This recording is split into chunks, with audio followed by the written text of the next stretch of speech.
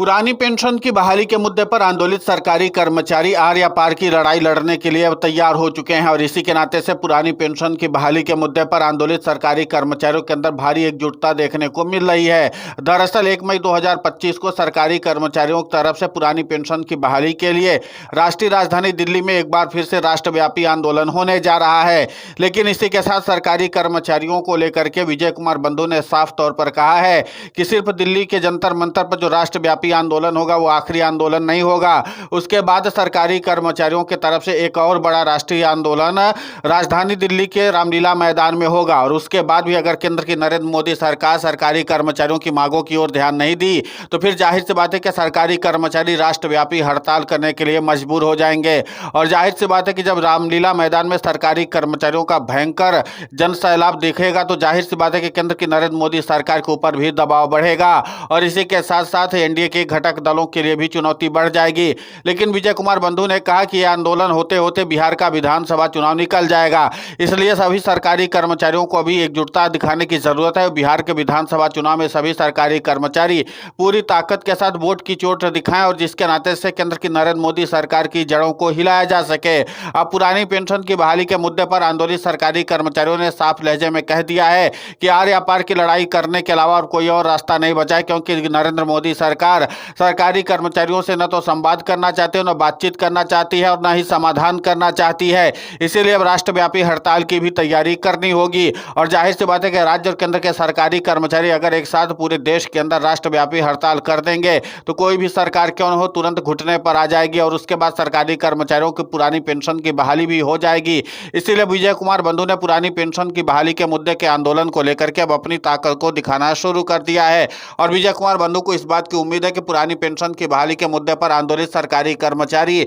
बड़ा खेल कर सकते हैं। लेकिन उसके पहले बिहार के विधानसभा चुनाव पर भी विजय कुमार बंधु ने पूरा फोकस कर रखा है और उन्होंने इसीलिए राष्ट्रीय राजधानी दिल्ली के जंतर मंतर पर राष्ट्रव्यापी आंदोलन करने का फैसला कर लिया है। आपको बता दें कि बिहार के विधानसभा चुनाव से पहले अगर सरकारी कर्मचारियों की एकजुटता को मजबूती देनी है तो जाहिर सी बात है कि बड़े आंदोलन करने की जरूरत थी। इसलिए विजय कुमार बंधु ने दिल्ली के जंतर मंतर पर एक बड़े आंदोलन की तैयारी शुरू कर दी है और इसी के साथ सरकारी कर्मचारी जन जागरूकता अभियान लगातार चला रहे हैं। सरकारी कर्मचारी गली गली में घूम करके पुरानी पेंशन की बहाली के मुद्दे को धार देने और हवा देने के लिए लगातार कवायद कर रहे हैं। अब इसी के नाते से यह देखा जा रहा है कि पुरानी पेंशन की बहाली के मुद्दे पर आंदोलित सरकारी कर्मचारी ज्यादा मजबूती के साथ लड़ाई लड़ना शुरू कर चुके हैं और इसी के साथ एनडीए के घटक दलों के लिए भी चुनौती बढ़ने वाली है, क्योंकि बिहार के विधानसभा चुनाव में सरकारी कर्मचारी अपने वोट की चोट जरूर करेंगे। लेकिन इसके अलावा भी सरकारी कर्मचारियों ने एक और रणनीति बना रखी है कि इस बार वोट की चोट में हम सभी अपने परिवार को भी शामिल करेंगे और नाता रिश्तेदारों को भी शामिल करेंगे,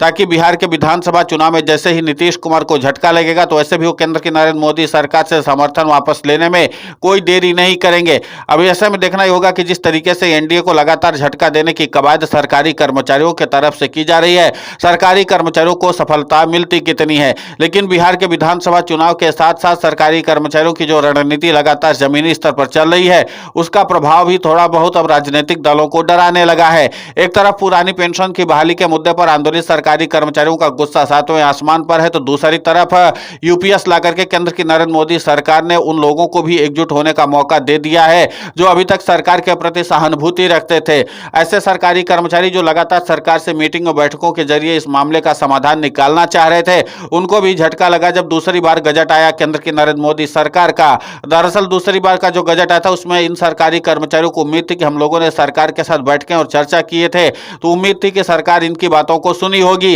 लेकिन पुरानी पेंशन की बहाली के मुद्दे पर जो सरकार के प्रति सहानुभूति रखने वाले कर्मचारी संगठन थे उनको भी निराशा हाथ लग चुकी है। तो ऐसे में जाहिर सी बात है कि पुरानी पेंशन की बहाली के मुद्दे पर आंदोलित सरकारी कर्मचारियों के समर्थन की संख्या लगातार बढ़ती चली जा रही है, क्योंकि अभी तक जो सरकार के प्रति सहानुभूति रखते थे वो भी अब सरकार से क्षुब्ध हो चुके हैं और लगातार सरकार पर सवाल भी उठा रहे हैं। अब इसी के नाते से पुरानी पेंशन की बहाली का मुद्दा लगातार चर्चा का विषय तो बन ही गया है, लेकिन उसके पहले भी सरकारी कर्मचारियों की तरफ से जो व्यापक प्रयास किया गया था कि इस मुद्दे को देश की संसद में उठाया जाए तो सरकारी कर्मचारियों की इस मांग को विपक्षी दलों के सांसदों ने देश की संसद में उठाया था और लगातार इस मामले पर चर्चा करवाने की मांग की थी। लेकिन सरकारी कर्मचारियों की मांगों को नजरअंदाज करते हुए सरकार इस मामले पर चर्चा नहीं करवा पाई थी। लेकिन फिर भी विपक्षी दलों के सांसदों ने पुरानी पेंशन की बहाली के मुद्दे पर सरकारी कर्मचारियों का साथ निभाने में कोई कोताही नहीं बरती है। लेकिन अब राज्यों से लेकर के लिए केंद्र के सरकारी कर्मचारी लगातार व्यापक रणनीति के साथ केंद्र की नरेंद्र मोदी सरकार को चुनौती देने के लिए आगे बढ़ चुके हैं।